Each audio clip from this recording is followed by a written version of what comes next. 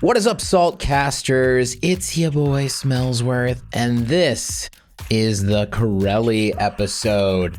What an absolute legend. It was great having Corelli on the show. I really like being able to talk to people that have been around since the very beginning of Rocket League, because they just have so much interesting history and so many cool stories. Corelli was no exception to that. Not only that, but he started off as a competitive player and then eventually made his way into casting, and now he's just a RLCS casting superstar, super consistent and always on the ball. He had a lot of good things to say. I tried to trap him into being mean to people, and it didn't work at all, but it was a fun conversation nonetheless, and we're looking forward to having him back in the future. Please take a moment to enjoy the episode with Corelli. Corelli, thank you for coming on the podcast. First question I have to ask you, and which I ask all guests, is what are you salty about? Oh, man. Oh, honestly, I was thinking about it today. It's getting hot out here, man, over here on the West Coast. Like, I was enjoying my mornings. Wait, you consider Arizona the West Coast? I mean, it's west. It's not yeah, it's definitely not east. Yeah. How many states between Arizona and the actual coast?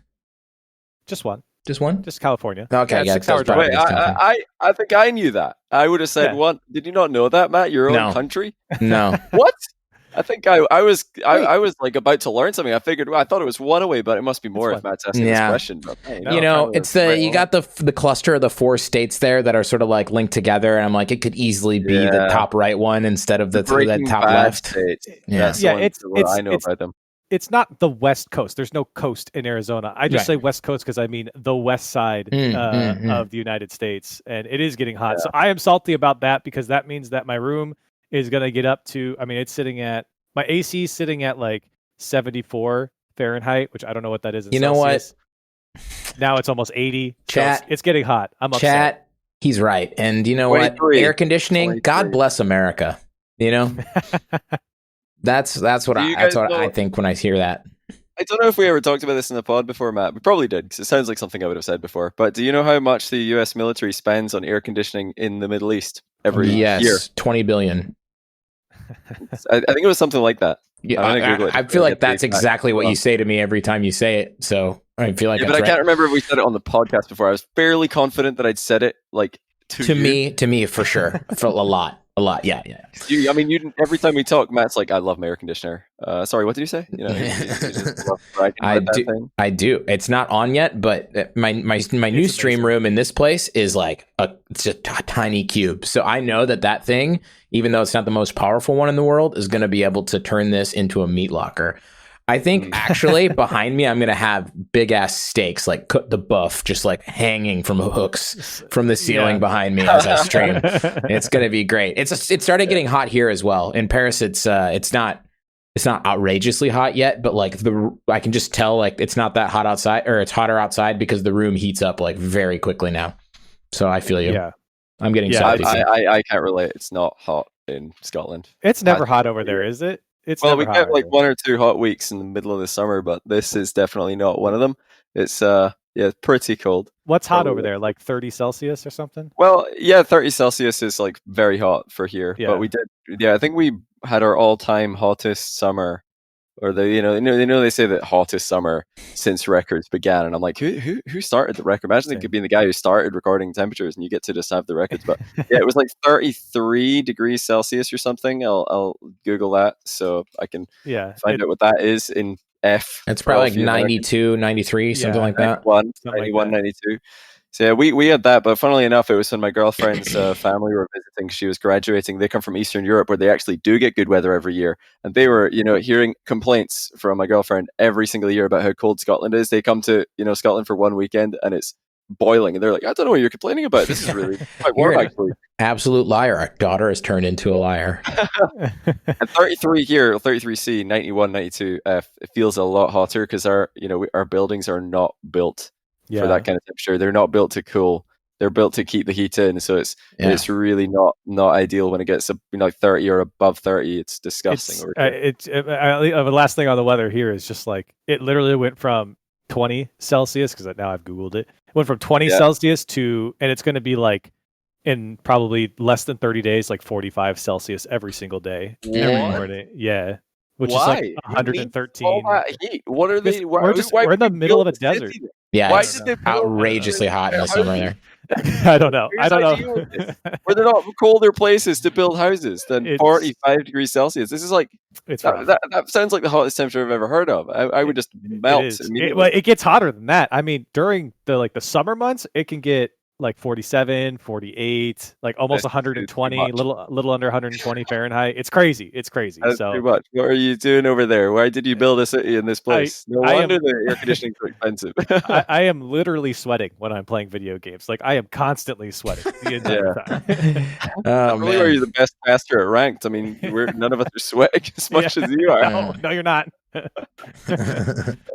That's probably why the Middle East players are really good as well. They are known as the sweatiest ranked players, and it's pretty hot over there also. So starting to see a similarity. Spanish players as well, also known as very sweaty ranked players, starting to see a correlation. I think you just need to get in a hot climate, your rank will go up. Brazil, I can attest to it.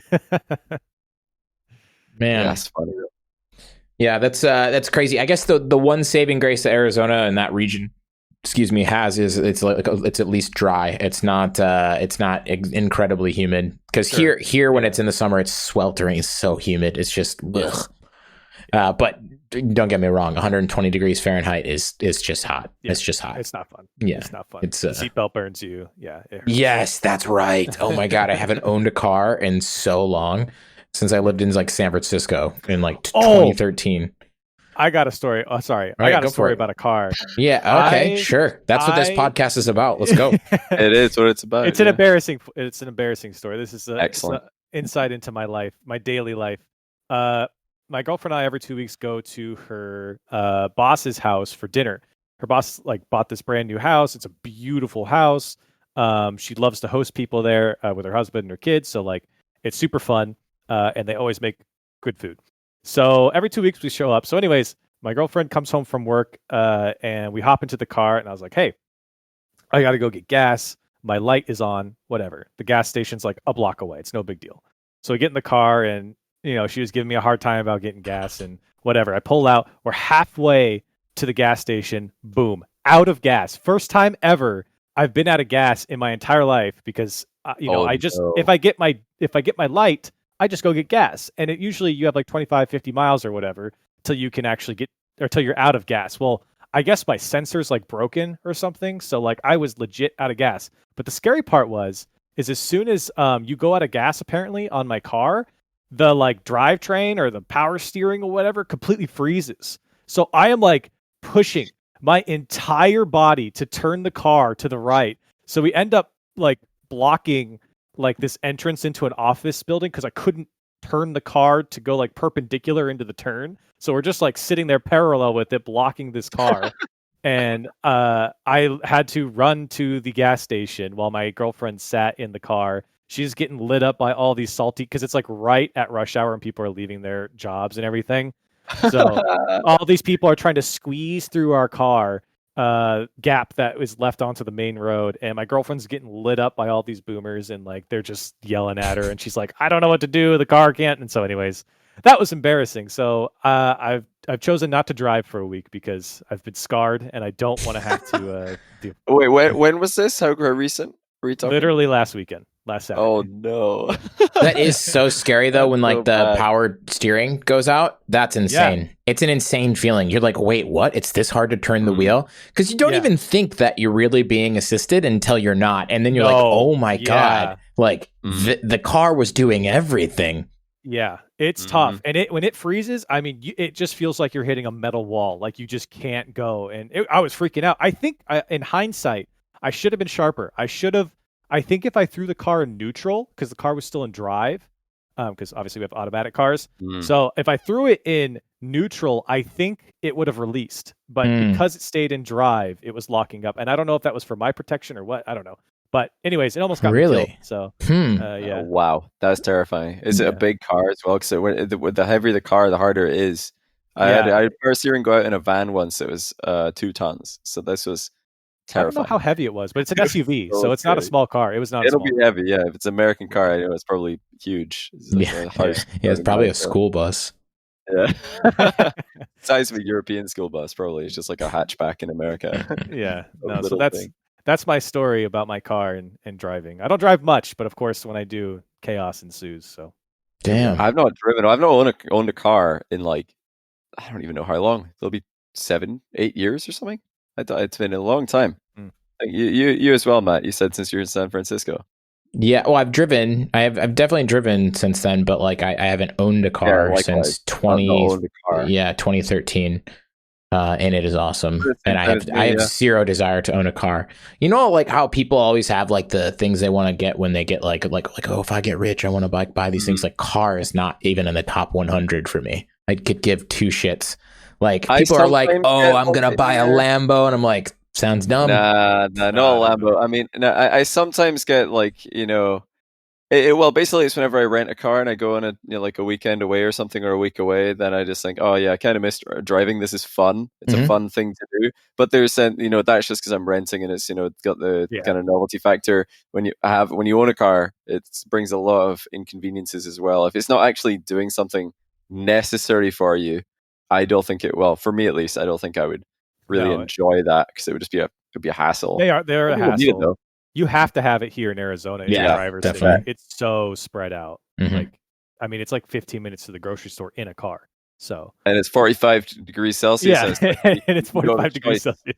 Yeah, you want to be in a car. No, okay, get a car. Well, hopefully your power steering doesn't go out. Yeah, exactly. Yeah, so, Corelli, speaking of cars, how did you get your start in Rocket League? What was that like? Wow, that was rough. That was perfect. Yeah, I feel. Yeah. How did I get my start? Like, no, not the start, Corelli. That was you did a rough start. I thought that joke was terrible. But no. Oh yeah. It's not a joke. It's a segue. It's a segue. I don't know if you've ever worked on a real production before, but it's a segue. No, what's a segue? No, I'm joking. Of course. Are we talking about like casting or just like the game? No, itself? Back to the beginning. The game. Yeah. Oh. Actually, it was pretty funny because I watched E3, and it was probably I think the only E3 that I watched all the way through 2015, and I was graduating college that next semester, so the fall semester of 2015, and I knew I was going to get a job, so I was like, hey, I want to get back into gaming because I hadn't played video games in 4 years, basically all of college. I stopped. I just cold turkey. Well, my Xbox got the Red Ring of Death, so I just stopped playing. Anyways, too much. So I saw E3 and was writing down all the games that I thought were cool, and Rocket League was on the list. And I happened to see Rocket League because I don't think they had a feature. They might have, but I didn't see it. They had during what was a commercial, they had a little 5-minute, 10-minute segment where I think like Devin was on it, or Psyonix Devin, and a bunch of the community managers were there, showcasing the game, and I was like, "Hey, that looks like a fun game." And so, yeah, it came out July 7th it was, and I had my MacBook Pro. I've never had a PC in my life at that point. Never played PC games in my life at that point. I had a MacBook Pro with a touchpad, and I bought it midnight because I got really hyped because then I saw the Chronovies out playing alpha and stuff, and I bought it on my laptop, and I played my first 20 hours on my laptop till I bought a computer in August. So you bought a computer for Rocket League. You after 20 hours, Absolutely. You're like, oh, it's time to buy a PC. Yeah, 20 hours of my fingers cramping on my touchpad and hitting the because MacBooks have the butterfly keys with the flat stroke, so they're not very pleasing to hit, and so or at least not all over and over and over again. So I was like, this is starting to hurt. So if I'm going to play this game, I need a computer. Not even KBM, KBTP. Yeah. KBTP. Yeah, wow. I think I actually had a wireless, crappy little $10 mouse that I bought to use that eventually. I don't even know if the touchpad works. Maybe it does, but I know at one point I was using the touchpad and then I switched to just a wireless mouse. And then I got the computer within 30 days. That's how I found the game. That's crazy. So, but all right. So take us through the 0 to 20 hours. Were you kind of already thinking, oh, it'd be nice to get back into video games, and so buying the PC wasn't such a big deal, or because it seems sort of like a big deal to play 20 hours of a game and be like, all right, I'm getting a rig, let's go. Yeah. So I think what happened, I think the evolution was I had the MacBook Pro. I used the touchpad, got sick of that, Mm-hmm. got the mouse, the wireless mouse, and then I bought the Xbox 360 controller adapter because I had them already because I had an Xbox, or Right. like a dead one.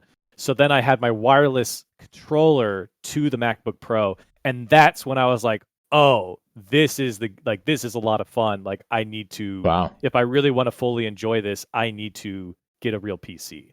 So that's what convinced me. And then when I got the real PC, I for whatever reason just decided to instantly start streaming. I don't know what I thought about streaming a long time ago.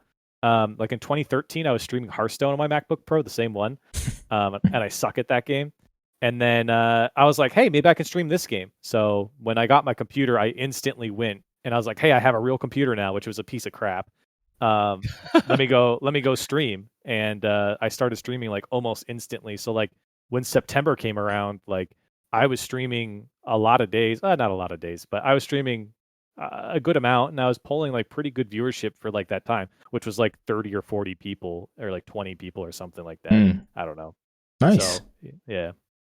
That's crazy. I didn't stream a lot, but then I will say this, what an interesting story about all of this is I was streaming one night in September. This was, I was pretty good right off the bat. Like I was like top of the leaderboards, like right off the bat. I was just one of those guys that like, for whatever reason, it clicked for me instantly. Just a fucking natural, Chad. Yeah, kind of.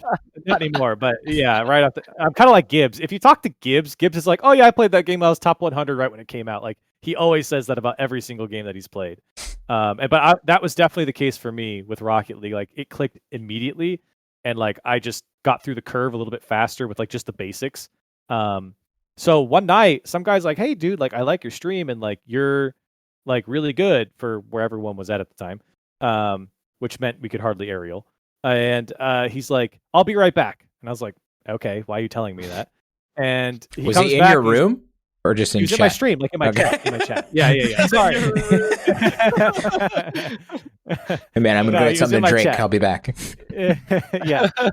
No, he was just like, I'll be right back. And I was like, okay, cool. And so he comes back and he's like, hey, man, I did a little something for you. And then I was like, I still don't know what you're talking about. I wish I had the VOD because it was hilarious. Because I was like totally weirded out by this guy at first. And he's like, yeah, I posted your stream to Reddit. And at the time, I didn't know what Reddit was. Like, I'm completely new to like the world at this point. So I was like, what the hell is Reddit? Wow. And, I think 5 years ago, just for anyone was wondering, yeah, 5.5 years ago. So, I think I had been on Reddit, but like, it didn't click what he was talking about. Cause I think I had a couple posts there, but like, I was like, what do you mean Reddit? Like, where are you posting these things?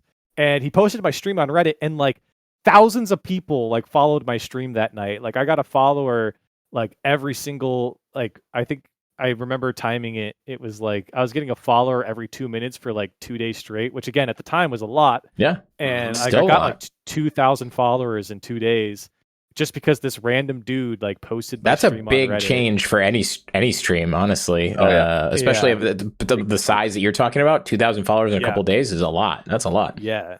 I went from like 15 viewers to like 90 the next stream, and I was like, "What the hell is going on?" That's the Rocket League Reddit, not the Rocket League esports Reddit. Back before Rocket League Reddit was just entirely clips of bad goals and people trying to be like, "Oh, it's my best. Don't be mean to me." Now Rocket League Reddit's just dead, but it used to be interesting, somewhat. Yeah, and they used to post the power rankings, which I think if you go back on my profile, you can see I commented on that a lot because I was very concerned at the time. I was very competitive, so it was so you had a weird pro team as well. Well, you not pro. I guess it wasn't technically pro, but you had a competitive team.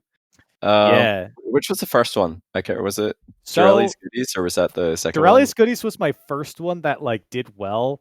But technically, well, let me word it this way. Corelli's Goodies was the first one that actually competed, but it wasn't my very first team. My very first team actually was Rizzo and Joe Dari. Oh my goodness, yeah. So I met Rizzo in ranked, and like I still do this to this day because of Rizzo and because of a lot of people that I've met. It's not just him. Like I add people all the time that I think are cool or that are good at the game in ranked that aren't like having mental breakdowns. So like if you're cool with me in rank, like more than likely, and you're good and we're like smashing people, I'll add you. And like Rizzo was like that. Quinn Lobdell was like that as well. And so he and I started playing all the time, and then we met Joe Dari. I don't even know how I met Joe Dari, who, by the way, was Colombian, or is Colombian.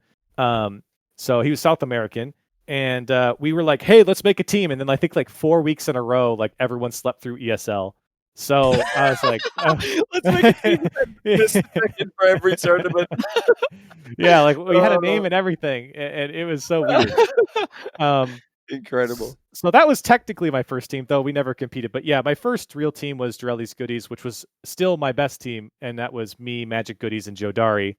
Who what Magic Goodies? Why did Rizzo leave? Was he like, guys, we tried, we just couldn't make the check-in for any tournaments. I guess it's just not meant to be. I'm off the team. I think he might have been the one that was sleeping in. I can't remember.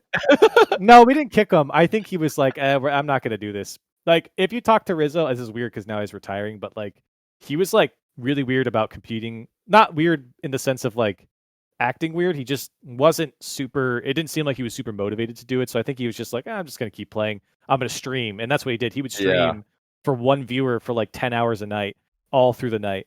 So I was in there a little bit talking to him back in the day, but I think he went off and started. That's when he started streaming a lot. And then, whatever. That's his career. But yeah, for me, it was like I picked up Goodies. I met him in ranked. He was like number 1 at the time, although he like accidentally boosted. He was playing with like back in the day in ranked, you could queue with someone who was really low rank and gain max points no matter what your MMR was. Yeah. And so you with the brand new account and you'd run into like golds and then you just smash them because somebody's smurfing. And it wasn't everybody. Really... I think everybody did it, right? Everybody in the top 100 did that because since it was possible, everybody did it, and since everybody's doing it, everybody has to do it if you want to stay top 100 because everybody's just boosting. So it was a broken system, really. It was a broken system, and to be fair, I don't even think Magic Goodies was attempting to boost. I think he was literally just playing with new people that had just downloaded the game, and he was good enough to carry rank 1. and he got to rank 1 or like top 5. I know it was close, and so anyways, that's how I met him. And then we started competing, and we were serious about ESL. And for a while, we were like that team we were always that team that got destroyed by. We would always get stopped by like Kings of Urban, Untethered, iBuyPower. I wouldn't say we got destroyed. We had some pretty good series. They were definitely better than us, but we took iBuyPower to Game 5. I know we had some close series with Kings of Urban. I know we played them in ranked a lot, which was like a big deal at the time. They would queue as 3, and it was like kind of like scrims in a way. So yeah, we were definitely like a solid top 6 team, no higher than that, because there was definitely a shelf there in NA. It was basically the top 6 and then everybody else. It's pretty good. I mean, this is a legitimate entry to the top 10 of the power rankings back then, not like the Cole version of Team Rocket, or is it the Shogun version? They love to talk about this, where they snuck into the top 10 one time and then they were off immediately the next week. But no, I mean, that's legitimate as well. They Sart Vets definitely came in pretty strong to Rocket League. So how did the pro career, competitive career go? Were you trying to like manage that with a lot of other stuff in your life? Yeah, how's it going today? Is it still going pretty strong, or what's the deal with that? It's been dead, buried. It's been gone. It's back into the earth now. It's disintegrated. It's gone. So like back then, so again, this is fall of 2015, so I'm in my last semester of college. I graduate college 2016, and then from the beginning of 2016 till summer, I was trying to find a job. I didn't find a job for 7 months. So like I was competing. Corelli's Goodies fizzled out because we failed to qualify for the RLC Pro League by like 1 series or something like that. And then I had a couple other teams. I teamed with my boy Good Call Drew and Darkfire, RIP, who Good Call Drew actually became my roommate here in Arizona. He moved from Kentucky out here, so he was my roommate for a couple years, which is kind of funny. It's like the boot camp that never ended. We weren't trying to compete at that time anymore. It was over. But yeah, he and I were always cool after we teamed. And then I teamed with like JNaps and JNaps Nap, which was controversial because they kicked Tuster for me. That was exciting. And then after that team, I teamed with Nap and Fresno, which was my last team. And we had some ups and downs. We were actually pretty good, I think. but we failed to qualify for RLCS season 1 qualifier 2, which I think now we're into the summer of 2016, if I'm correct. And that was the point. Yeah. And that's when I got my job in San Francisco. And that was the point where I'm like, I'm moving to San Francisco. I have a real job. I'm too old for this. Like, my life is moving kind of past this now. Like, I can't be a pro, whatever I was at the time. I can't compete anymore. So that was when I kind of realized it's all over. I can't do it anymore. It's too much time. Is it a sad loss, or was it just like, oh well? It was. I moved to a new city by myself, and I remember sitting there like, man, like, this is great because I'm making money, but it sucks because I really enjoyed competing, and I was so close. Like, a lot of times, like, there was a lot of series that could have gone the other way for me that I think would have gotten me on like either a better team, or I like could have gotten better. I was certainly starting to fall off near that summer. Like, I could tell people were getting way better than me. So that's when like people like Squishy were starting to come up, and like I could see how Squishy plays. Like, dude, I am nowhere near this guy. Like, not even close. So I knew it was over before it was over, but I was trying to extend it as long as I could. But once I moved to San Francisco, boom, gone, done. I knew it was over. I remember actually two really weird, distinct memories stick out. First, when I first like heard of you, which was when you were playing with Goomba Squad, and I don't know, I was watching Waffle stream at the time, and there was some tournament where they played you guys in like either a consolation round or something, and they decided to troll and go all mercs. Do you remember this? I don't remember. I have no fucking clue why this is stuck in my head, but I think that's the only time in my life I've ever watched one of his streams. I do remember this. And they were he was talking a ton of shit too. He was like, "They're not skilled enough to beat us," blah blah blah. And it was. Yes. Yeah, I do remember this. I talked a lot. Well, I was playful banter towards Lachinio. I knew he was better than me. But I loved making fun of him, or just like poking him, a little bit. And like, I'd queue up against him in 1v1, and I knew he was going to beat me like 10-0. And I would talk crap over text, and I would also talk crap in voice. Yes. And I specifically remember a series where he was queued with Waffle in, or maybe it was Pluto, one of them, in 2s. And he left his mic on purpose, just like voiced activation. It wasn't push to talk. And so I did the same thing, and he and I were just like screaming at each other in game, like full on prox chat. But it was like Rocket League proximity chat, so it sucked. Yeah. And we were just shit talking each other the entire time, and it was actually a close game. But I remember that specifically. So there was some playful banter, I think, with them. I know that they knew that they were better than us. We knew they were better than us. We just liked poking the bear a little bit. So. Yeah, hell yeah, that was great. And then the other story that sticks out to me actually. Was when the one time that we hung out in San Francisco. I think it was the first time I met you in person when we played Killer Queen all night with James Bott and Quinn, and we were walking around. And I remember you talking about this was at the time when Lethamyr was like sort of had just burst onto the pro scene, and you were like, "Man, I remember when he used to message me and ask me to play, and he was so bad, and I didn't want to play with him, and now he's so much better than me." Do you? Yeah. Yeah, no, I have that story with a lot of people.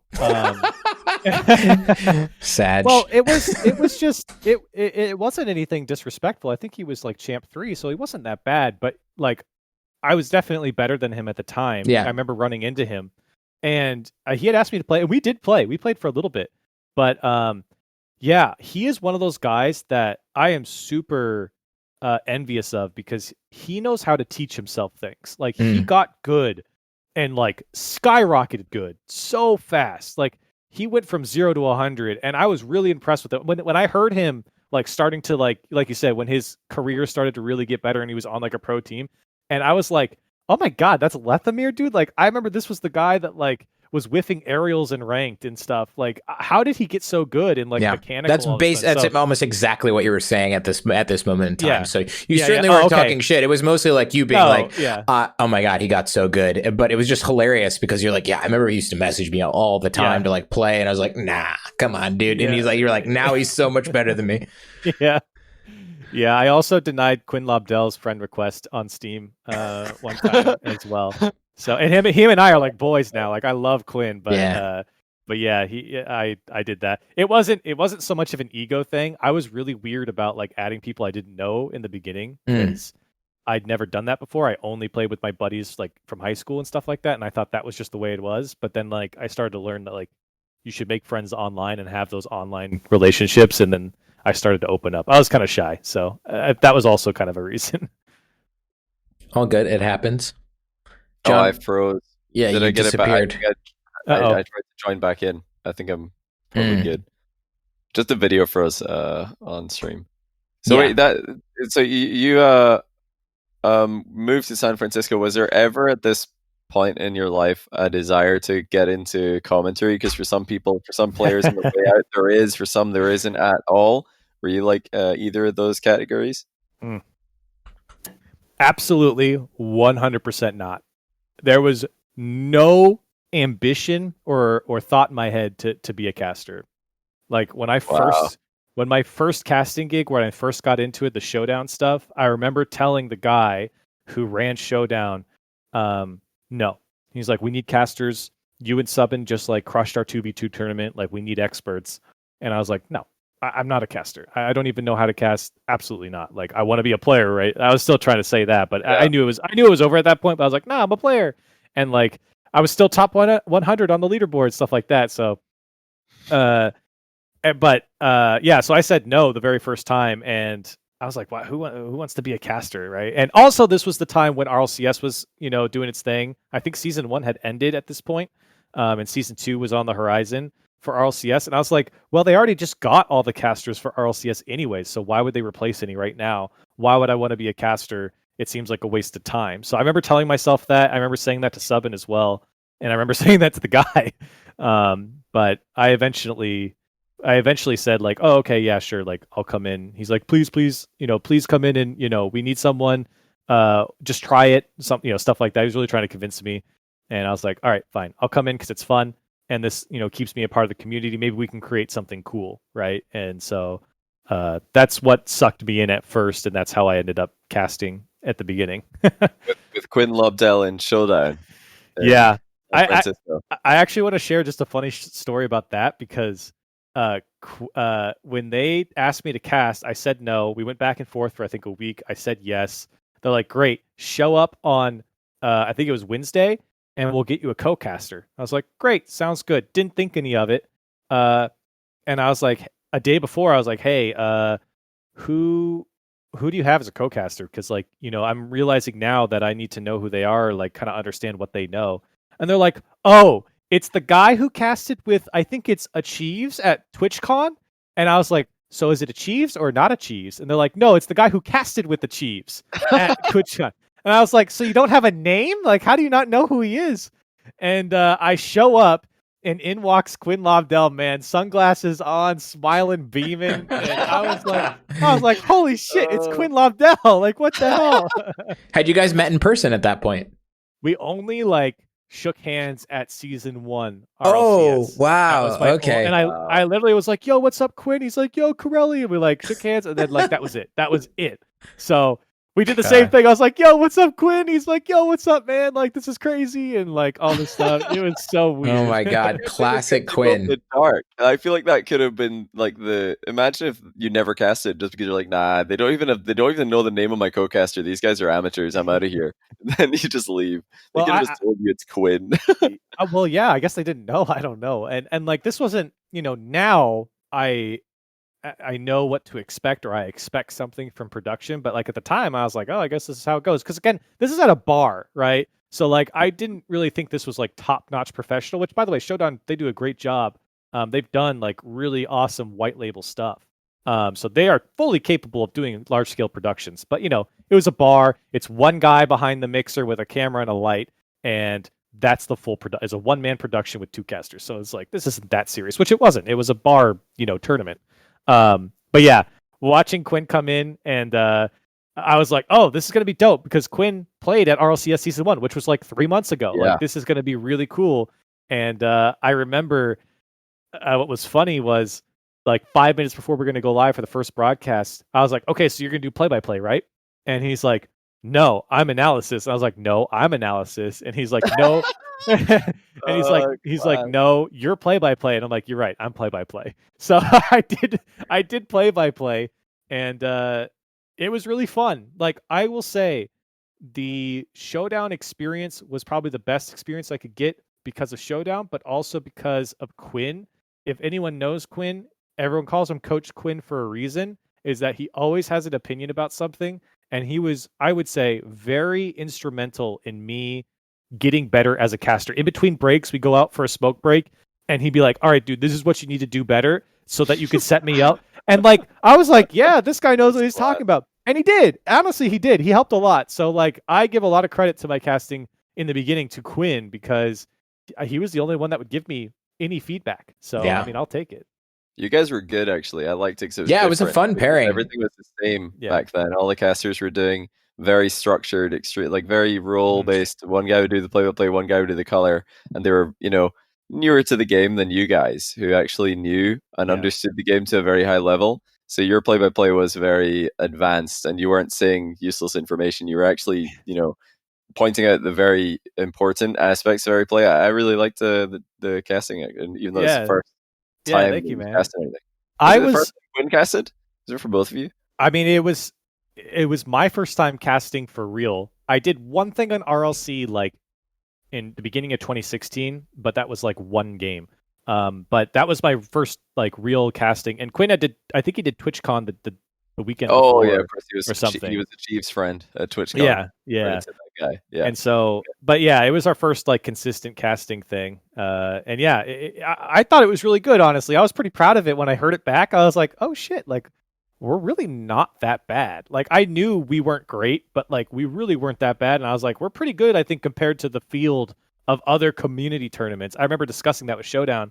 I was like, I think we actually have a really strong presence, even if we because the niche that we were trying to hit was so specific on West Coast Wednesdays that like it was so specific, but we were still doing really well. So it was really fun to do Showdown in the beginning.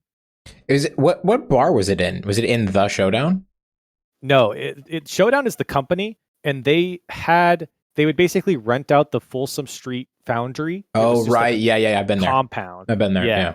And they would rent it out like every Tuesday and Thursday. Because there's that bar called the Showdown on like 6th Street, at like downtown San Francisco, and it's pretty grimy around there, obviously. But I was just curious if that was the one. Anyway, no, that's hilarious, man. Your description of Quinn was so good. Like visually in my memory, I see him walking. Be like, Corelli, what's up, dude? I love Quinn. Yeah, I miss him. I haven't seen him in so long. I haven't seen him since we did the first Universal Open, which was 2017, I think. So, I think I saw him a couple times after that. But yeah, I saw him at the Rocket League's 3rd birthday. So it had to have been 2 years ago. That was the last time I saw him because he was there. But yeah, he's one of my favorite people. I love Quinn.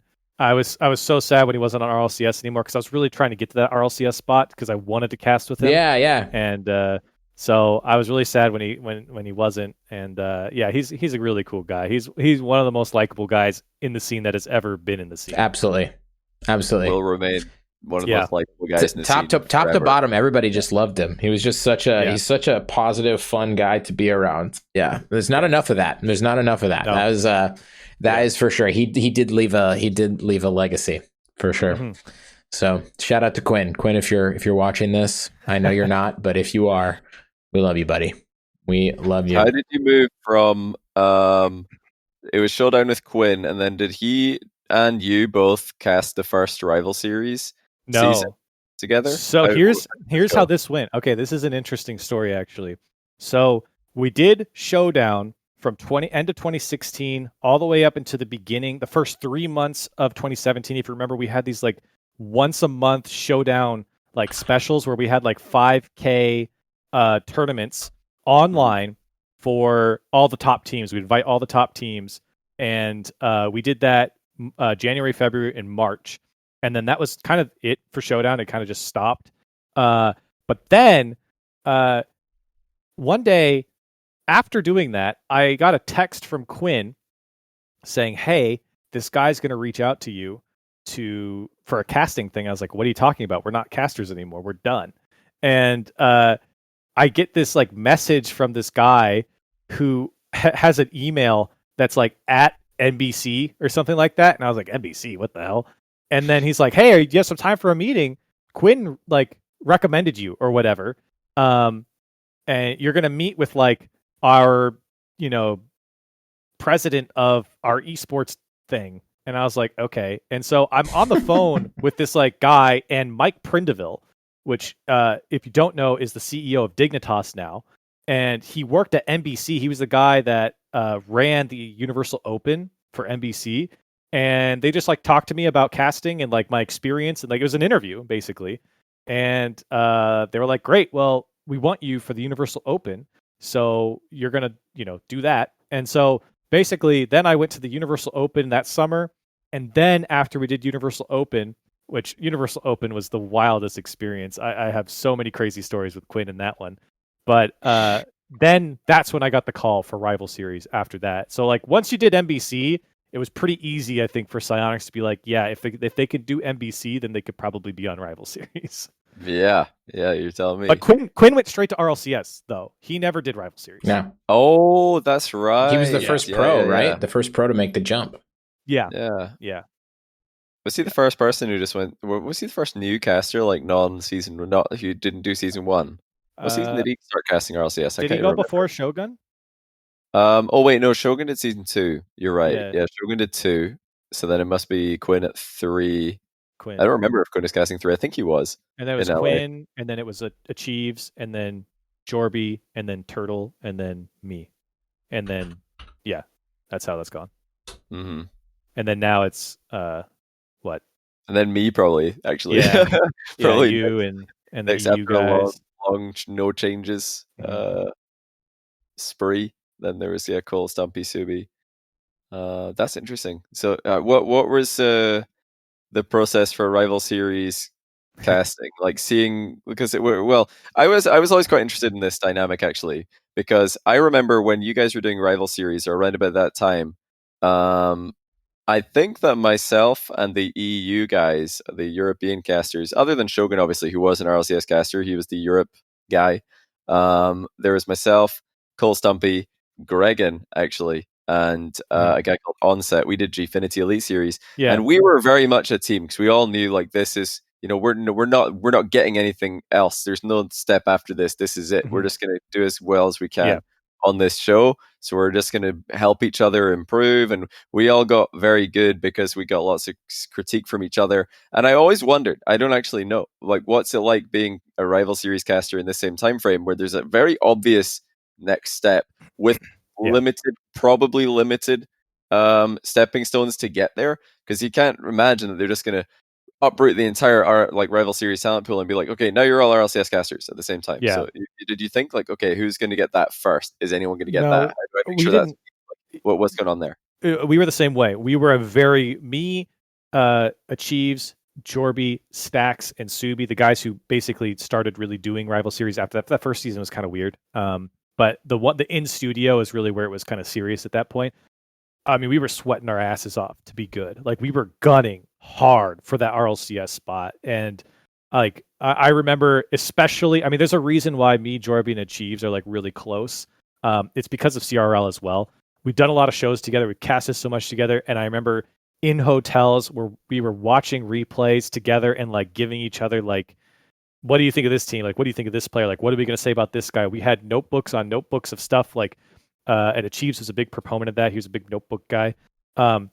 We were trying so hard to be better. And like Jorby in particular was a huge motivation for me because he's one of those guys that was like really gunning to be the best. Like he wanted it so badly. And I definitely did too, but I don't think I show it as much as someone like Jorby. And like he really got me feeling motivated to be like, this is a real thing, right? This casting's a real thing.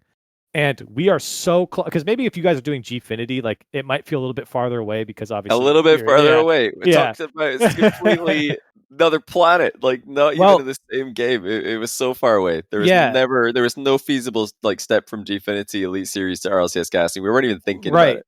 Well, and we were told we were told that, I mean, there wasn't really going to be a lot of opportunity for RLCS because they have the set casters and whatever.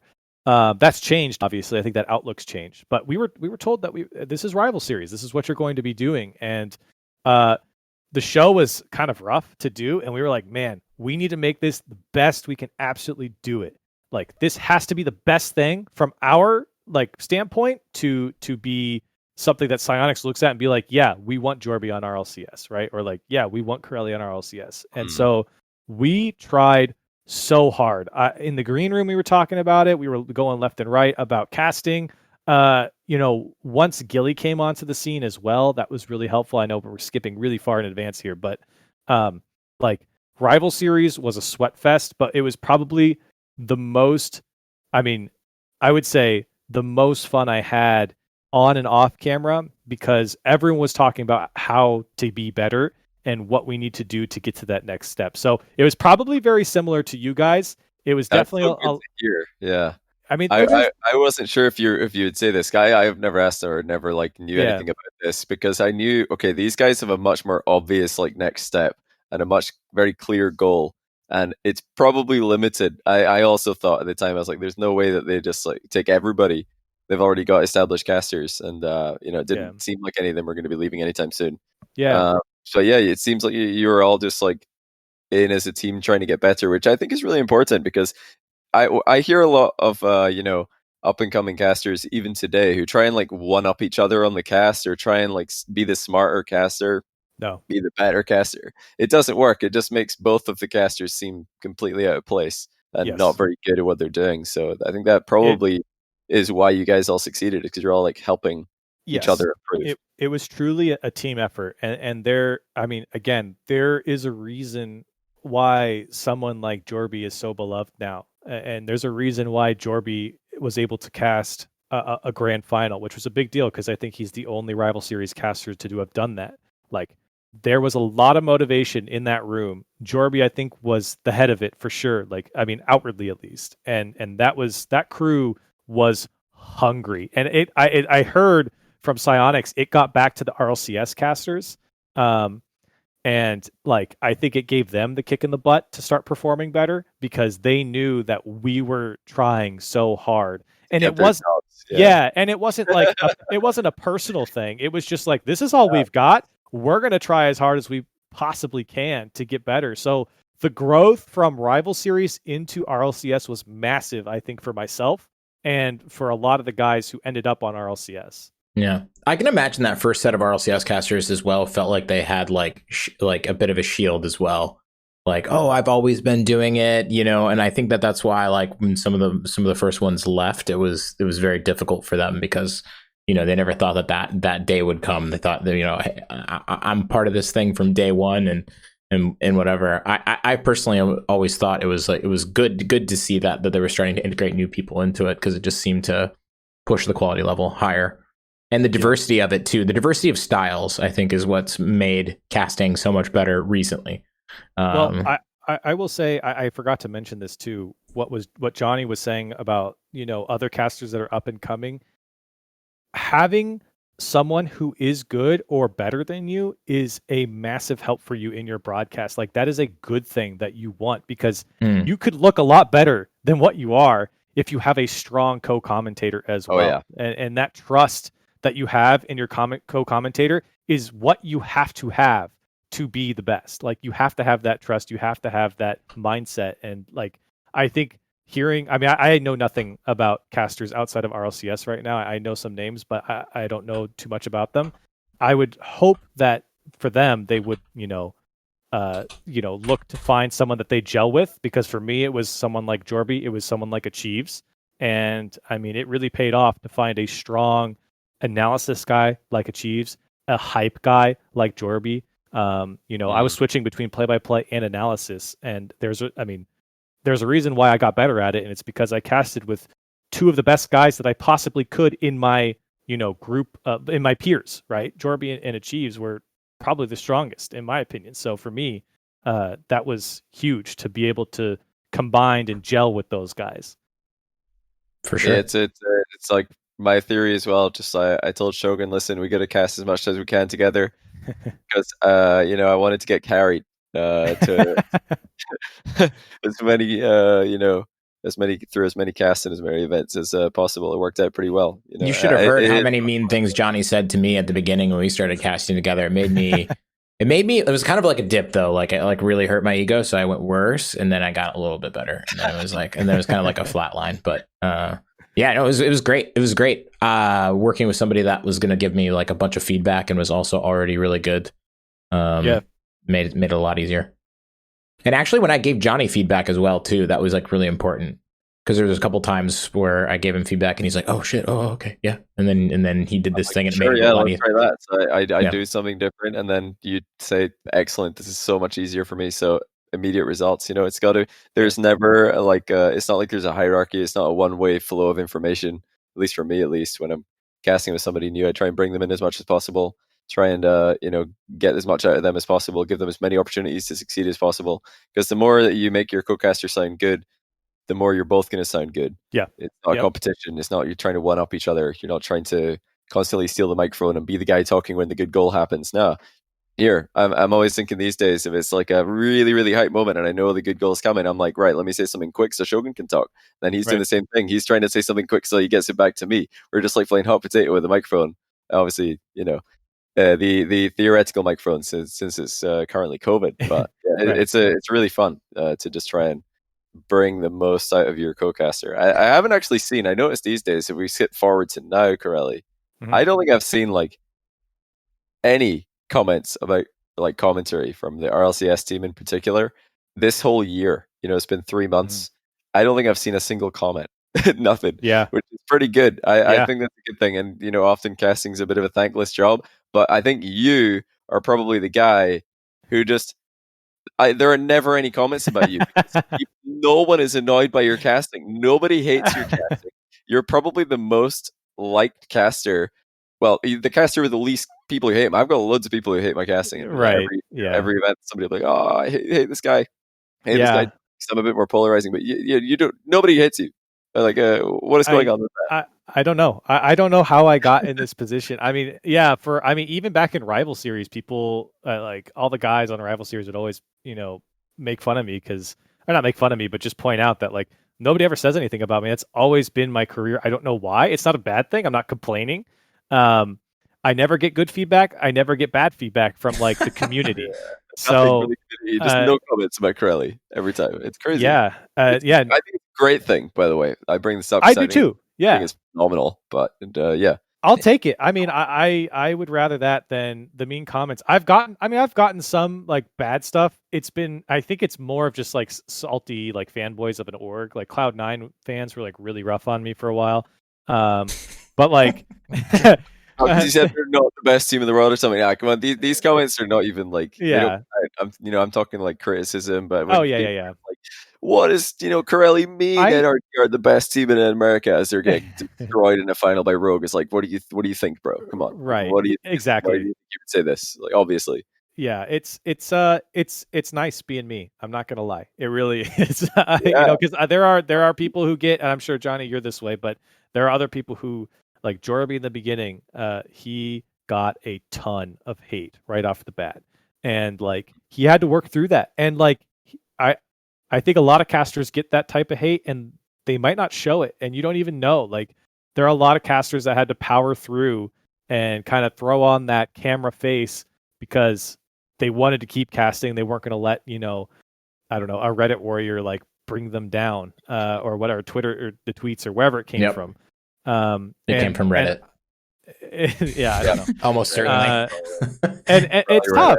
Yeah. Well, it's an interesting conversation too, because the hate that you might get can affect you, and it quite literally can affect your job because, you've heard this one before, Johnny, but it's our job to be happy on camera.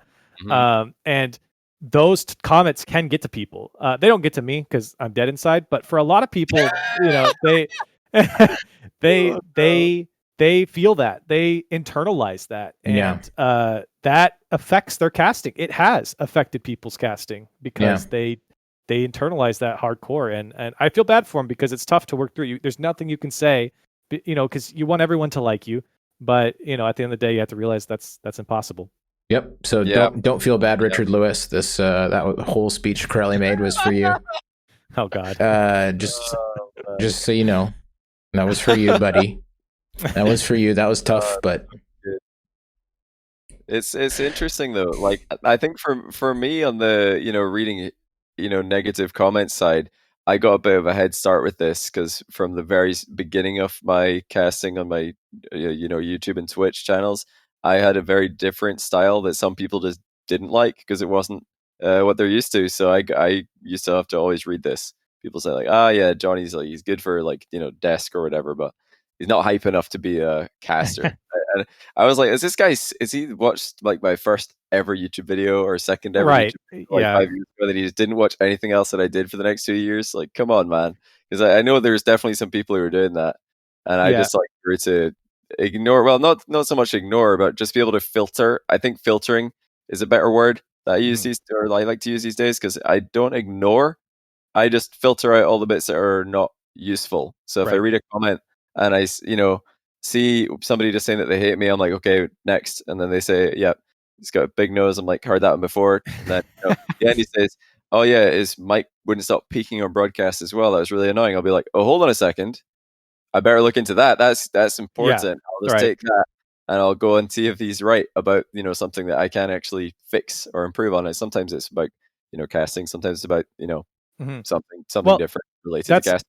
You got to cherry pick. You got to use the comments to your advantage, and then you turn the haters into like you can actually get better out of their hate.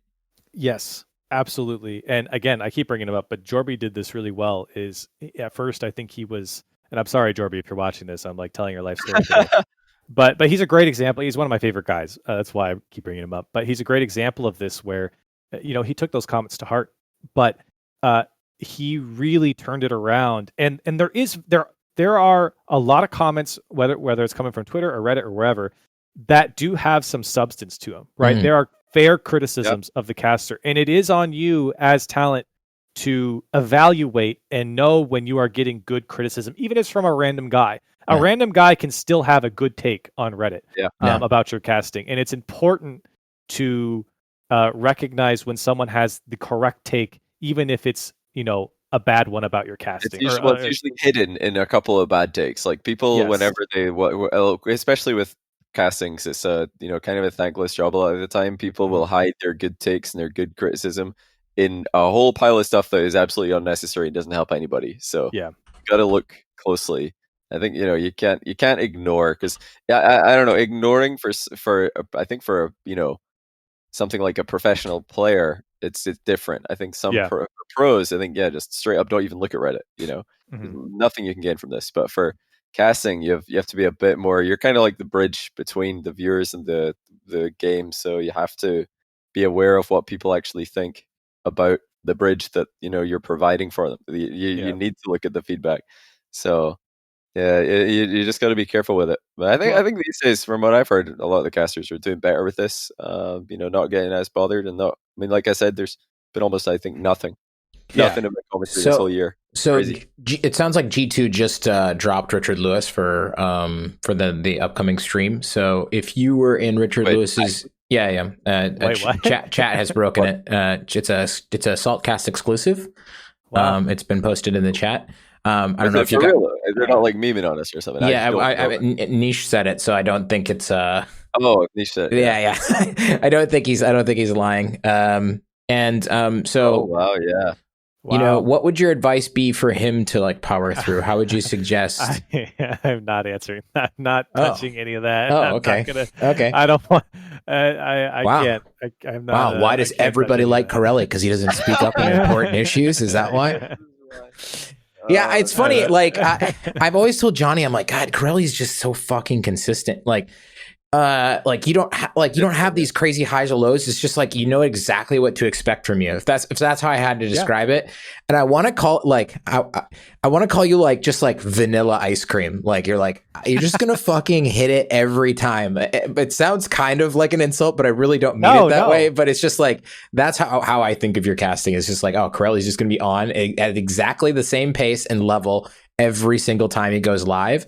And before we went live with this, you were talking about like how streaming on the day of casting is really actually like drains you, so you don't do it. And it's just like it speaks to your whole thing of just how consistent you are, how you approach your work, and getting better and all that. It's really, I don't know, it's crazy. Yeah, thank you, man. No, I appreciate that, because I think that's what I'm shooting for. But I want, when I turn on a sports broadcast, whatever sport it may be, like, the casters are always background noise for me. Like, I am not paying attention to what the baseball commentators are saying. I'm not really paying attention to what the soccer or football commentators are saying. Like, I'm really not. They can have great stuff, but for me, like, that's just how I watch sports. And like, when the big moment happens, I expect the casters to also hype that up. And I think that's kind of where, like, I like to live in my casting, and where I try and do my best is just to have, again, what you're saying is, when you watch a game that Corelli is casting, the expectation is, the high quality that you've always heard throughout every single series that you've seen Corelli cast. So I do strive for that. That consistency is something that I want. I know I've had some bad casts. I actually had some bad casts recently. But again, it does come down to, like, my energy levels, because I am not, I mean, you could probably tell just in this interview, for anyone who's never, like, seen me outside, I'm not a guy who's like super energetic. Like, I am very mellow. I am a guy who, will have fun or whatever, but like, I'm not a guy who's like, bouncing off the walls and screaming and shouting and whatever. Like, I'm not that type of person. Yeah. So for me, in casting in general, this is actually something that I've always struggled with, is my voice is incredibly weak. Like, sitting here talking for an hour and 22 minutes that we're at right now, my voice is going. Like, it is incredibly weak. So I have to, like, it's a byproduct of me having to just, like, put out what I can do with my voice at the right times. Like, if I casted, again, like Jorby, every single time, or Stacks every single, like, or even Shogun, and have that crazy, like, excitement throughout, my voice would be gone, like, instantly. Like, in game one, gone. So I didn't know that, because you must be doing a pretty good job of pacing. But do you do any, like, coaching or training or anything to? Yeah, I do. Gilly was the one who recommended like, these voice training exercises that she found, like, on a YouTube video. So I've been doing that for a year, and my voice has gotten a lot better. But like, DreamHack's voice is gone day one. Land's voice is gone day one.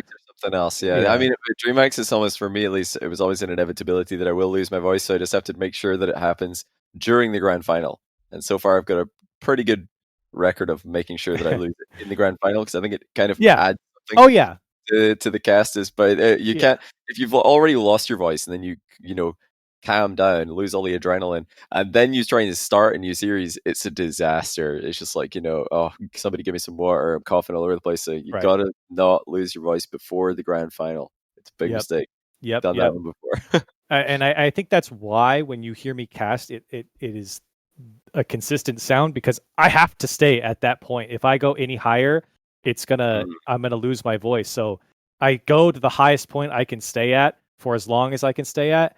And then, obviously I'll go up to those crazy, moments, when it's due time. I'll put my voice on the line for that one. But, I'm not going to ramp up everything because my voice just doesn't allow me to. I think you're the only caster that I could predict having, like, a career in, like, news after casting. I know. Everyone tells me that. And it totally matches, like, everything else about you. You've got a very boomer persona for a 27-year-old.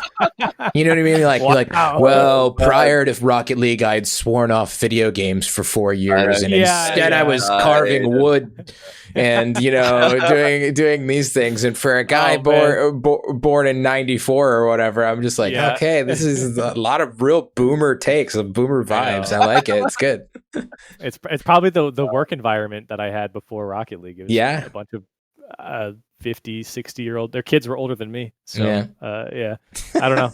I guess I kind of have that. I don't know. It just, I guess that's how I am. I've never been called a boomer before, though. I don't know. Really? I've never heard that one before. No. Really? Oh, man. That would fall into the criticism category, which you avoid. So you're just gonna need to peel back the layers of that and find what's important in there, Corelli, and just go with it. Yeah, I'll soak that one in. Listen, on it. You should, because tomorrow I don't want to see a similar tweet of FaZe saying they've decided to replace you with somebody else, and Gosh, I hope we've seen it time and time again. Hey, how good was this, by the way? I was listening to a little bit of Corelli Scissors. Absolute gold there. I'm loving Scissors on the mic as well. He's phenomenal. He's good, man. I think he's done some stuff for Fortnite because they were talking about that. I think he's casted a few Fortnite things, and I used to be really into Fortnite, and I think the cadence is actually quite similar when you get to the final circles of Fortnite, and so I think it was actually very easy for him to jump right in. I mean, the guy's pretty good at the game. He's Grand Champ 2, Grand Champ 3. I think he's almost SSL in 2s. And so I was kind of blown away when he got on the mic, and I was like, I don't really know, because I saw the other content creators for other orgs and what they gave, and so I thought maybe this would be a stream of like, him and I just like chatting and whatever. Yeah, and he jumped vibes. He jumped right into it. Like, he was casting. He was like casting. Doing like color. Your guys are breaking up each other. Scissors is a god. Oh, I was so impressed, and I was like, dude, this is the coolest guy I've ever met. Like, he nailed it instantly. Like, I think FaZe has tweeted out like a couple of the clips that like AJ and Gyro keep hitting. He's got the call on it, and he nails the call. He's B-roll already. Hey, he's got the real star power. I want him on the B-roll. Yeah, like he's great vibes as well. Yeah, massive props to Scissors. I was really enjoying you guys casting the FaZe games. Yeah, good. I'm glad. Yeah, it was really good, and I think he's got to be the best content creator from an org that Rocket League has to cast. Like I've watched all of them, all the other ones, and he's got to be up there competing for the best because he came out of the gates running. Sure. Who do you think's competing for the worst? The worst? No. Well, I don't think there's anyone bad. Although, to be fair, I don't really like go through all the grid streams. But like, there's definitely different vibes. Like the Athena Orb vibe was like fun, right? I enjoyed that because like Orb was like genuinely excited about stuff, and like Athena always does her thing, and so I just felt like that was a fun Orb's stream like to be a part of. Trolling Athena. Exactly. But I guess we'll just have to. No, they've got their new. Who's casting the G2 one now? It's one of their FIFA. Is it a content creator or a player? I'm not actually sure. I'm not really familiar too much with the FIFA scene. But they did tweet Rocket League meets FIFA. Welcome G2 Amenya to the grid broadcast. So I is he a FIFA caster? Somebody in chat probably knows. I have no idea. That's gonna be cool. Yeah, but it's too bad. Yeah, I'm really happy. Where I actually said that I wasn't going to do any grid casts, mostly because I had my job still. But then when I got the call for FaZe, I was like, okay, I guess I'm not going to say no to FaZe. Yeah, so it was kind of crazy, and it's been fun, man. They got a cool team over there. Like, it's kind of cool to like say I'm doing something for FaZe, and like people are like super. Like, I will say this. The FaZe grid broadcast is the most excited I've ever seen anyone be about my announcement for a cast. Like, most of the time when I get announced for something, no. Most of the time when I get announced for something, I swear to God, Johnny, the replies are, "Why is it not Shogun and Johnny?" Or why is there no Stumpy and Cole? Like, it's every time. We weren't casting for years, and Shogun got removed because of visa issues. So it was so I didn't like to see this because I was good friends with all of you guys. I was like, this is not the place that I want to see. No, it wasn't in the announcement of other casters. Come on, guys. Like, there's a place and time to fanboy your favorite casters. This is not it. And it really sucks when people are like when people like to reply to whenever there's a thread like, oh, this caster's so good, I love this caster appreciation thread, and I see a comment like, oh yeah, Johnny and Shogun are the best. I'm like, no, dude, no. Why would you do this? Downvote that. I'm like, downvoting my own fans because it's not the place. It's how it goes. I mean, people are they like what they like, and obviously that situation, over the last few years up until now, people were upset and whatever for whatever. But it's better now, yeah. Yeah, it's a lot better now, and like I will say, like I was saying, people excited for the FaZe broadcast. I was probably one of the more exciting times getting into a broadcast where I was like, man, like I feel like people are really excited to watch me and Scissors like cast. So like that energized me, and I hadn't felt that in a long time, because it's not like I feel like people aren't excited. It's just that you just don't get that excitement from people tweeting at you or whatever, being like, yo, Corelli, like, yo, Scissors, this is going to be a great duo. Like, I got so many of those tweets, and I was like, oh, shit, like, people are actually really excited for this. I'm excited. Like, it was a great feeling. Oh, that's so good. Now, actually, you know, I think doing the grid casts were like the most fun for me, because we did it very specifically and we did it really weird. And so people got like more excited about that because it was just something, you know, different. I could feel people's energy about that way more than I could about like, oh, like doing some other, doing some other cast where it's just like standard shit. So we got I know what you mean. 2 casting moments of the year, and neither of them were casting. One of them was we persuaded Rattles we told Rattles to change Rogue's name on their overlay, and he did, to Throg and first. Oh, I saw that one. Casting moment of the year. God damn, that was funny. That was so funny. And the second was it was when we told my chat to spam one in chat when RLCS the grid like stream. Overtime, when they're watching us. When they're tuning in, so the whole chat starts spamming ones. Literally, I've never seen more ones in chat. We just immediately, when this happened, we started roasting Stumpy for losing to Kaylee and Smug. And then it was an overtime of a game that went 8 minutes long. They were watching us for 8 no. for 8 minutes. So yeah, top 2 casting moments of the year. We literally didn't cast a single piece of gameplay. I mean, it kind of tells you the place that grid casting is, I think, it's memorable. Fun. Yeah. And moment. I think I've said it before as well. Like you kind of mentioned it, Johnny. Like that it's like kind of a thankless job. It's sort of like So what's great about you, Corelli, is that you're just like, you know, you're solid like the whole time. But like, you know, I think like if you take Shogun for example. Like he's got this super iconic moment. So like as a caster, you just have to wait for like something to happen in the game, something that happens that's incredible, and then you just have to be like, okay, I need to not fuck this up. I need to capitalize on what has just happened in front of me to the point where I like get some credit for this is kind of what it's like. And if it's a really boring game, or like just a boring series for whatever reason, or not that eventful, it's really difficult. You still have to bring the energy, but if you bring too much, then people think you're overselling and you're, bullshitting them. And then I guess with what people liked about our cast really taught me the lesson that it's basically like it has to be an incredible game moment, or it just has to be funny. It's either something funny or an incredible game moment. Nobody remembers anything else that you do. I have thought about this a lot, because I don't think, well, aside from one, there is no call that I've had that has made it into like a Psyonix edited montage or like gets like a lot of praise from anyone. The only call that I know that has been like cemented in like Psyonix sponsored or like Psyonix content, B-roll highlight content, is season 6 when Cooksier pinches it off the wall.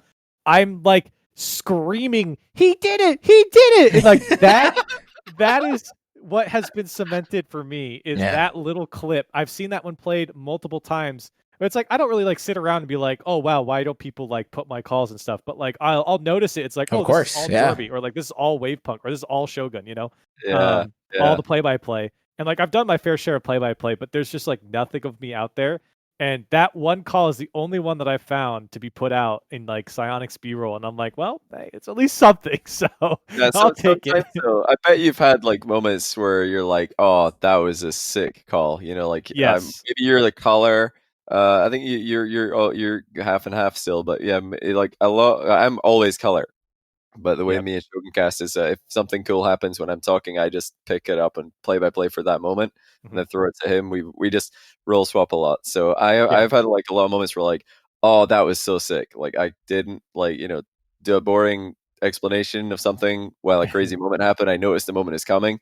I stopped talking about what I was talking about. I picked it up. That was so good. And then Shogun came in. Man, that was awesome. And then it just doesn't get like posted anywhere. I'm like, what's your favorite? Actually, what are both your favorite calls? That's an interesting one. I honestly, like these days, I'm just always trying to sneak in as much wordplay as possible to commentary. So whenever I get like multiple puns in a row, and I can tell that Shogun is trying so hard not to react to them, that's what I'm afraid of. Honestly, I think for me, it's really not a good call. There's a lot of Achieve's work that just makes me laugh so hard because he has the worst slips out of any caster. And like there's been calls where he's like straight up said like, oh wow, he really limp dick that one in, and like nobody said anything about it.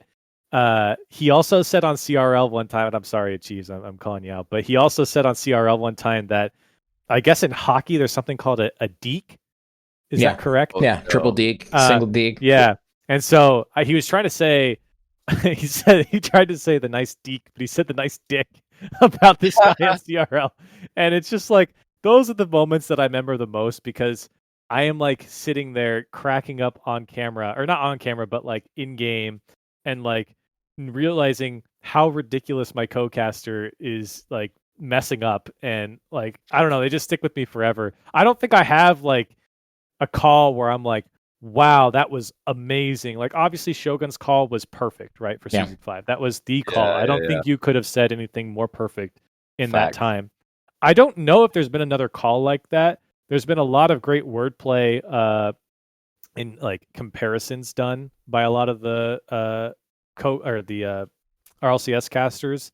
I think also what's missing right now is just the feeling of importance in a lot of the games, and so I think it's tough to like have that call. Even all of RLCS, even or RLCSX, even with all the majors and everything like that, you're not going to get a call like that, I think, until you get back to LAN. Yeah. Oh, you need LAN not just for the gameplay and the epicness, but there's a tiny bit of lag actually online because of the fact that we're casting online. I remember sometimes, well, actually, just last weekend, I was trying to count on a double flip reset that I saw coming. I saw a Chronix double flip reset. I saw that he was going for one before he went for the first flip, and then I tried to count it 1, 2, on the flips, and I actually did. But then I watch it back, and I'm a whole second behind with both of my with my timing because of the lag on Discord and the lag, or not the lag. We don't use Discord, lag on Google Hangouts plus. The fact that we're online, so it didn't sound as good. I was like, if this is a LAN, that would have sounded so much better because I would have actually done this at the right time. But there's not really much you can do about that. Nope, there's nothing you can do, and that's just kind of how it is. So I think once we get back to a LAN, I think that's really where you're going to get those calls again, because it's been a long time, and I love hearing them too. Like whoever says it, it feels so good. Like it's a satisfying feeling when a caster nails a call. Like for anyone, like. In a big moment when they say the right words, that feels so good as a viewer in my mind. I feel so good when it's like, oh man, like Shogun said like the right thing right there. You know, didn't miss it. It's always just like don't, like I said, just don't mess it up. It's like you know, you just don't annoy the viewers. You blend in for 5 minutes, then it reaches overtime, and now you wait until the goal happens and don't mess it up. Just like get the call right, say the right player name. Like that's another thing as well. Is sometimes like if you're watching on a spectator POV that isn't your own, like if it's forced perspective, you're watching through someone else's eyes. Sometimes they'll like switch it. You're like, wait, who are we on now? Who just hit that? You don't even know because it's not even like your own spectator client. So yeah, sometimes you just don't even know who hit the ball. Like that's more of a LAN thing though. Now that we're online, we always get to control our own perspective, so we don't have that problem. But maybe hopefully when we go back to LANs, we actually get the people in control of what we see. Because I got to start practicing director cam again. You're just like, what? Who hit that? Like literally, somebody hit the ball off screen because our perspective got switched, and it's not like it's the broadcaster's fault. They're just trying to do their job, and sometimes things happen off camera. You're like, oh, I don't even know who that was. That sucks. What was that? Yeah, it's been nice. It's been nice at home, and like I said, I got to start practicing casting on just director cam because sometimes that's all we get. Try player cam. Yeah, sometimes we just get director. No, we don't get to choose. Yeah, we don't get to choose. Sometimes on LAN we don't get to like be the ones in control. I know. I was just making a joke about when we were doing player cam casting in the grid. I'd be like, I can't tell who scored. I got demoed. Like, I don't know what happened, and you'd pass it off to me, and I'd be like, player cam. I don't know. I would just like leave a gap for Matt to come in and he doesn't say anything. Oh, his player must have got demoed or something. Just He don't must see be getting boosted. He has no idea what's happening. Yeah. That was a different angle in casting as well. I've not really tried that one myself, but it sounds pretty fun. It's more like a challenge, and I think it belongs on the grid for Twitch because the community, they know what you're doing. But if you're like coming into like a tournament cast and people have no idea what you're doing, it's like, why is the other caster not saying anything? It's like, right. I got that. Yeah. It's very weird. Chill, guys. It's my thing. I cast a player cast. Hey, this is what I'm known for. Not saying anything as a caster. That's great. Cool. Well, we should probably head into the Widechamp round here, Johnny. I think we're stretching our legs here. Was there anything else that you wanted to make sure that we asked Corelli? Corelli, do you want to give the people an update on where you're at with things? What do you mean? You're streaming. Yeah, you're streaming. You've got a quack button. There's you can spend 300 points to make a quack sound on Corelli's channel. It's like very. That's my only question. Why can't we spend 300 make a noise on Matt's channel? Yeah, you need it. It's some of the greatest chat interaction. I just added also a new one. It's a little bit more expensive, but it's the Wii Sports Resort guys saying "nice shot." So people can use their channel points every time I miss a shot. It's only used sarcastically now in my chat. Of course. Yeah. Of course. Never gonna be something nice. Yeah, no. So I stream at twitch.tv/Corelli. And yeah, so I do that. I try to as much. I probably won't do it much this April because I have 9 days where I'm not casting. But most of the time, the only other place that I'm at is on Twitter. So that's really the only other place that I go. Yeah, you're a Twitter beast. You spend Twitter. a lot of time on Twitter. Me too. I like it. I love replying to dumb tweets. That is my favorite thing, and just tweeting out dumb things. Using Twitter seriously is so boring. Let me say this: if I was a player and I wasn't a caster, I would tweet the dumbest things all day long. I would have the dumbest replies. There are so many saved drafts on my Twitter that I couldn't tweet out because I didn't know if Psyonix was gonna get mad at me or something. Yeah. Just stupid tweets. How do I even get to drafts? I don't even know. But yeah, I don't know. I just love Twitter so much. It's just the perfect platform. Oh yeah, that's great. You should figure that out because now I'm going to ask you as a part of the Widechamp round to read off some drafts. Okay. Yeah, I got it here. Top three drafts that haven't been posted. That's funny, actually. Yes. New section of the Widechamp round. Yeah, so in the Widechamp round, we'll kind of get started here. It's basically just a bunch of questions and you answer them. It's actually not that different from the normal round. We just have a name for it. It is distinguished though. Turns out podcasts are pretty much us asking you questions and you answering. So it's just more of the same for you. This is a segment to sell a sponsorship on. That's right. Yeah. Hey, any sponsors in the audience? What's up? The Widechamp round. Let's start off with your with your favorites. What is your favorite car that you don't main? Backfire. The Smackfire. Really? Nice. I like the Backfire. Yeah. It's Why? Is it just to troll people, or do you actually enjoy playing the car? No, I actually did enjoy playing it. I played it for a little while, not very long. I did like it. Yeah, I think I just don't see that one. I think a lot of times when people pick I want to be kooky and pick the weird car, they pick Proteus. I don't think anyone thinks of Backfire anymore. So, I really like the Backfire, and I think it's a fine car, honestly. I mean, it's a little weird looking, but I've used it before. Did you get to call any of Marky's games at the Universal Open when he used it with Cucks? Do you remember that? I think so. Yeah, I think so. Yeah, I remember when he used it. He was calling it the Smackfire. Yeah. Smackfire. I think he used it in Rival Series. Well, I think he did. He also used it at DreamHack. I think it was DreamHack Atlanta, the one year that they lost to G2. Yeah, man. Smackfire. See, he was so ahead of his time. Everybody thought that Flakes brought that innovation into competitive. No, Marky was beating it far before Flakes. I'll remember that. Let's remember that. And he'll still be beating it long after Flakes is done. Definitely. It's that bit of a habit. What's your favorite decal? Oh, bro, you were asking the one guy who knows nothing about the cosmetics in any game he's ever played. I think the one that I have right now is the Interstellar Pink, so I really like that one. I guess that's the only one I really use. Great. Actually makes that answer really easy for you. Like the only one I can think of that I like right now. That's the only one I can think of. Is my favorite. Favorite boost that is not alpha. Sparkles.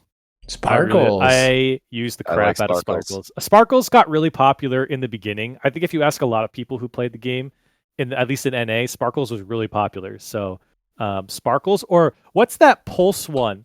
Like one of the early ones that's like yellow. Espeon used to use it all the time. It kind of makes like this ringing like oh shoot, I can't remember what it's called. I don't actually know. I can't think of this. It's I don't. We'd have to ask Espeon. Yeah, I like that one too. But Sparkles is definitely my favorite one. I don't even really like the Gold Rush boost that much. I think it's a little overrated. Yeah, I think it's overrated for sure. What are your favorite wheels? Probably throw this in the who gives a shit category, but I'm trying to think of a wheel name. Cristiano's? I don't know. Sure. I don't even know what the wheels are on my car right now. Oh, no, they're the something 2020s. I can't remember. Whatever. Yeah, I didn't know there was a wheels. Me either. That's cool. Yeah. That's cool. That's a new answer that we've never heard. Okay, what is a hot take that most of the RL community would disagree with that you have? And is it in a tweet? No, it's not. I don't really tweet out hot takes. A hot take that people would disagree with. Yeah, or just an opinion. Do you have an opinion that you find that most Rocket League people disagree with? Well, this isn't really relevant anymore. I used to be really adamant about when the game was young that good players or like pro players at the time, which was kind of this weird kind of gray area. I used to always say that like pro players are not responsible for the development of new players. Like it's not their responsibility, especially early on, to like go and scrim like the crappy number 19 team or like to get them get them that exposure. And people were like, the scene would be better. And they did have a point. Would the scene been more competitive if Kings of Urban scrimmed, 10 through 20 on the NA leaderboard? Probably, yeah. They would have gotten that experience to play Kings of Urban. But like, why would they? What incentive do they have to go and play those teams? I think now there are players that can. It doesn't really apply. That's why I was saying it's really not a hot take anymore because, the players that are up and coming can get that experience in ranked, and they can actually be at that pro level coming out of ranked in 6-mans or whatever. Yep. And be good. So that wasn't the case back then. It was like you basically needed to play a SARP vet, and then you get that experience against. Oh, this guy can hit the ball off the wall. That wasn't happening back then. So I don't know. Is that really a hot take anymore? Yeah, that's a good take. I like that take. Definitely, yeah, definitely counts. It's a moment in time at the very least, and I would tend to agree. Because I think a lot of people would just blank. Like if you opened it with saying, the best teams have no obligation to scrim the worst teams, people would be like, I disagree because the scene would be better. There's probably a lot of people who would come at you for this. Yeah, it definitely was back then. Yeah, and what they don't think about actually is that top team and the demands that the game and their schedule and everything already has on them. It's like maybe they don't have time to put like charity into like playing like some random people that like think they deserve it or that the community thinks they deserve to play. It's it's one of those touchy feely ones where people just I don't think are really thinking through the whole way. So I agree. Yeah. Oh, I think that I will say this. Okay, this is a hot take. Well, not a hot take, but like this is a take that will definitely ruffle some people's feathers. But I am, and this is definitely something that I think is more of like a life thing in general. But and it's kind of a self brag, but whatever. I casted a total of 14 times before I got onto Rival Series. I did not do a lot of casting. From 14, I did 14 shows from first day of Showdown to Rival Series. And I think I was definitely the most inexperienced as far as like being on camera and stuff as compared to like an Achieves who did a Gfinity 1v1, 2v2, 3v3 for like a year straight. But there are a lot of people out there, whether it's a pro player, whether it's a caster, whether it's whatever, or just anyone doing anything in life. Just because you do something for a long time doesn't mean you deserve a shot to do something or be a part of something. There has to be merit there. There has to be a reason. You have to be good at it. And just because, I've been playing the game for 4 years with players that have made it to RLCS doesn't mean that you deserve a shot at RLCS. Or I've been casting for 5 years and been doing all this community work doesn't mean that you deserve a shot. You have to have that merit behind you. And that's not to say that there aren't people who, haven't gotten their shot, but I feel like for me, you have to be good. You have to have something that people want. And if you don't have that, you're never going to get that shot. Yeah. It's a talent industry. This is like the third time this episode where you've subtweeted verbally to Richard Lewis. That's crazy, dude. She just, will you just drop it? Drop it, man. Corelli. Oh my God. Oh, no. Okay. All right. We're playing next. We're going to play team demo ranked. I'm not sure you've seen this before. The way that it works is we'll give you a team, and of the 3 players, you say who you would team with, who you would demo, and who you'd play ranked with. Ranked is just like sort of like fun, play ranked with these people. Team is a big commitment. Demo, you get it. Mm-hmm. Yeah, Johnny, you want to kick us off here? Yeah, so first up, we always do the same classics because it's good to get everybody's different takes on them, or not so much sometimes. But first up, NRG, TDR. I would team with Garrett. I would demo Squishy, and I played rank with Justin. I think that puts Corelli in the statistic category. Popular opinion. Yeah. That's a pretty popular opinion. I think. That's Will he stay there though with Vitality? I think I'd. I think I would team with K-Dop ranked with Fairy Peak. I'd demo Alpha. Okay. Is that different? No, the demo is pretty normal. Yeah. The demo is pretty normal. Yeah, the different part is the team part.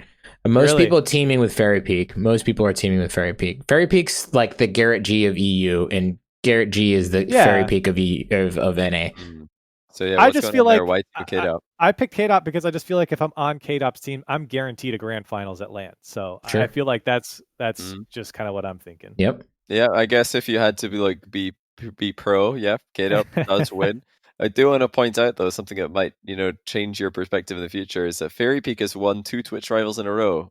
K-Dop has not. So when it comes to content, Fairy Peak is pretty good. Right, that's why I'd play rank with them. That's my content right there, right? Yeah, true. Yeah, Fairy Peak is definitely a grinder in ranked. I wonder, I would like to see that. Maybe you could hit him up, do some Corelli Fairy Peak. Yeah, ranked. I'm sure he would love to watch me play. I think so. So wait, we got 2 more here before Matt has a casters team for you. We wanted to ask you, of course, had to do FaZe. Yeah, as well. I figured that one's coming. I'd probably I think I'd probably I think I'd demo Lucian just because I don't know him very well. I'm back and forth between the team and the ranked between Gyro and AJ. I think a lot of people, the obvious choice would be AJ. I think I'd team with AJ and then play ranked with Gyro. I think me and AJ would be pretty good together because he would just do all his little flippy stuff and then I could just clean up. So I feel like that's a pretty I feel like actually, I feel like you and AJ could just sleep through some shit together. Yeah. They were pretty good at that. So. I mean, you both empirically are on the record as doing that. So that's pretty cool, actually. Yeah. That's awesome. So the rival series casters, Jorby achieves Subi, team demo ranked. Oh.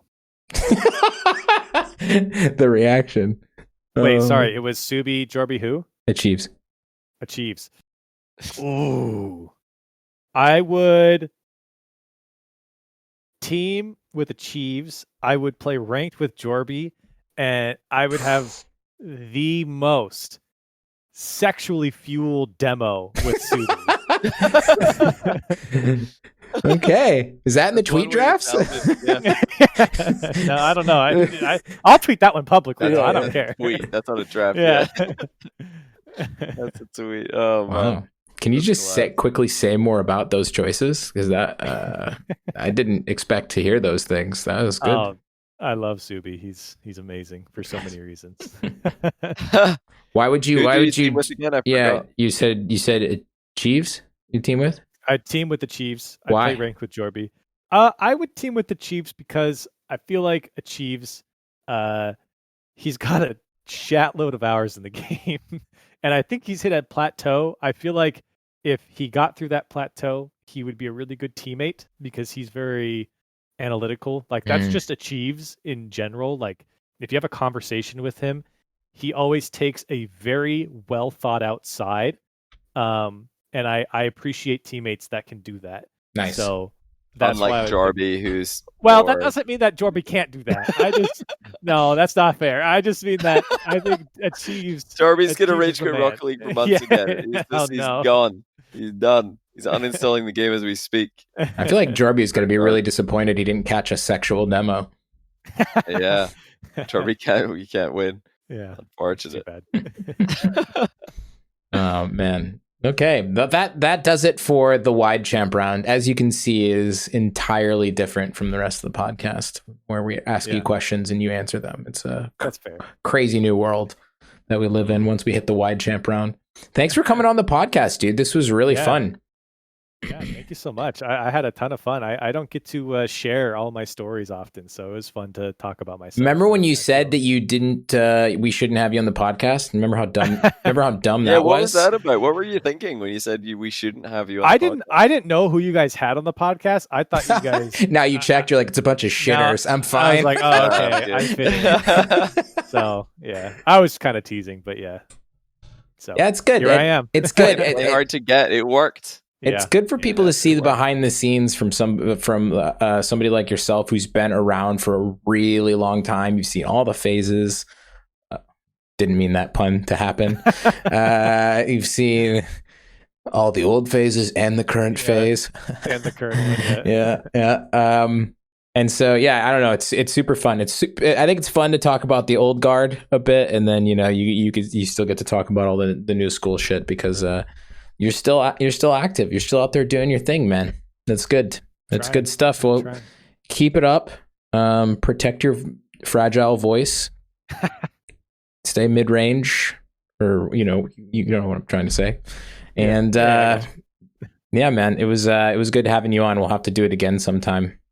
Absolutely. And people can find you on Twitter and on Twitch. Yep. Twitter at Corelli TV.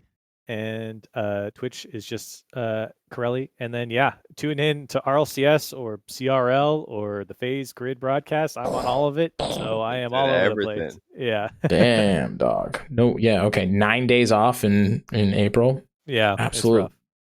That's crazy. That's crazy. Well, good luck with it. Chat, remember, if you do stop by the stream, to drop a quack on Corelli here. I don't know if anybody's got that clip hanging out where we avalanche quacks into him. Was that after Smug? We didn't even know. It was a Smug raid. We didn't even know. We're like, oh, cool, Corelli's streaming. Let's raid him. And then your quacks, it was a flock. Do you have any stats on how many quacks were redeemed? I mean, not tallied. It's all in my Streamlabs, but I don't have it counted or anything. That was pretty funny. It was so funny. I couldn't stop laughing. I was like, that's the best thing I've ever seen. That was such a good moment. Great. I had to go back and watch it because my sound was broken on Twitch. I was like, oh, I'm missing out. No. It sucks. But yeah. It dawns on me halfway through the clip. I was like, oh, we're going to get a lot of quacks. And then I was like thinking about it. I paused and I'm like thinking about it. I'm like, oh, we're going to get a lot of quacks. I just realized because I had turned down how many points it required to quack. It was like 350. And then I moved it to 300. Yeah, 300, which is what you get for following. Which I didn't even know. That wasn't even on purpose. And then it was just like, oh no. It was great. It was great. So now I'm keeping it that way because it's great. It was 500, somebody said. Wow. Yeah, it probably was. Too bad Corelli removed those quacks. Did you remove the quacks? No, I didn't remove any quacks. Yeah. We had to reverse quackflation. Yeah, I turned it up. I think I moved it up, and then people got mad at me, so I moved it back down. So, oh man, the mob came after you. That is how it happens. All right, cool. Well, hey, chat. Normally I'd do like an outro or something, but I'm just going to send it off. I am dead tired. Got a new puppy in the household and I didn't sleep at all. So I am going to go to bed pretty quick. Johnny, thanks for joining as always. Corelli. Thank you guys. Keep being a legend. I think after this, we should all send a text to Quinn, see what's going on. Yeah, definitely. Yeah, man. For sure.